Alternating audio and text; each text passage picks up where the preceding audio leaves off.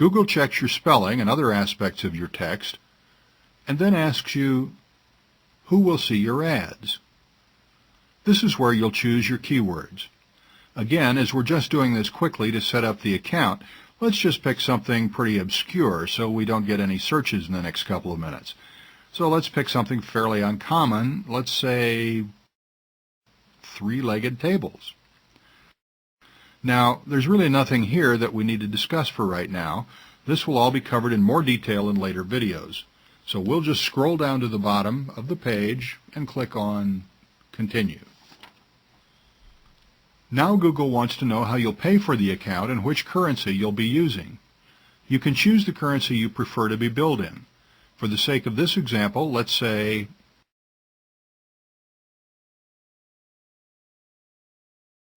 US dollars, and scroll down.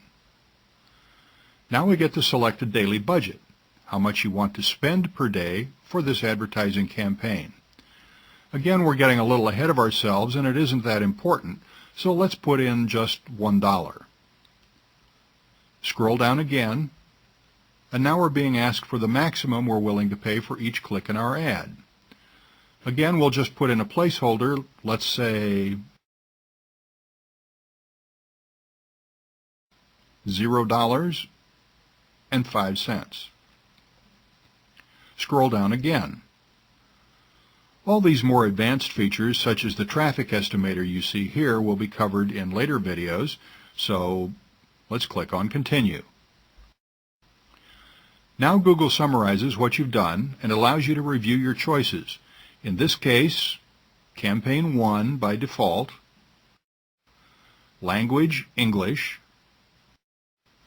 Location of customers, the United Kingdom and the United States, Currency, US dollars, Daily budget, $1. Scroll down, and again, this shows as ad group number 1, and you can see our placeholder ad and our keyword, three-legged tables.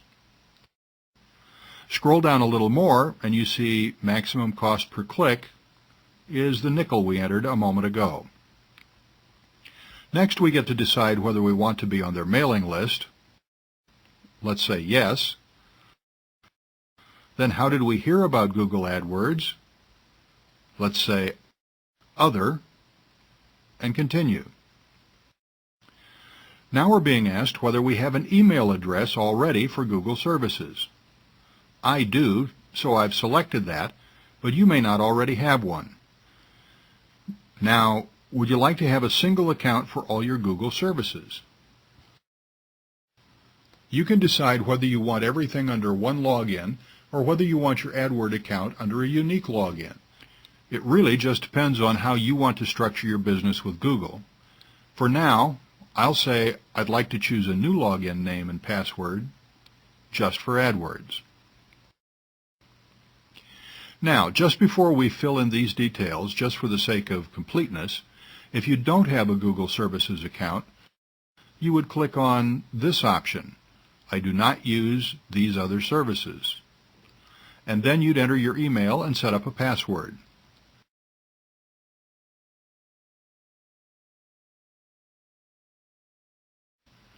Then you'll need to enter the characters you see here and then create your account. That's what you'll do if you don't have a Google Services account at this time. But once again, I'm going to continue this demonstration as if I do. And just before I move off this page, if I click on File and View Window, if you go to gmail.com, you come to the Gmail page. This only recently became public. Before that, you could only get a Gmail account if you were invited to do so by another Gmail account user. However, it's now gone public, so if you choose to get a Google Mail account, you can use this as your login for your AdWords account. It's entirely up to you. Let's go back to the Google AdWords and choose this first option again, since I have a Google password I already use with Google Services. Then I'd like to choose a new login name. And now I set up an account just for this. My email is thisisademo@gmail.com. Then let me enter a password and re-enter it.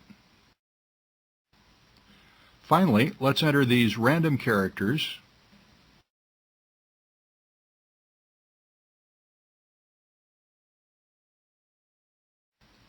and create the account.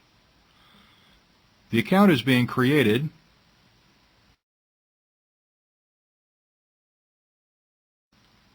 and now let's sign in. Since we've just set up the account, the system should automatically log me in. The system notes that the account has not been activated since I haven't put in any billing details. Just before I do that, let's go down and notice campaign number 1, the campaign we set up. So let's check that and click on pause.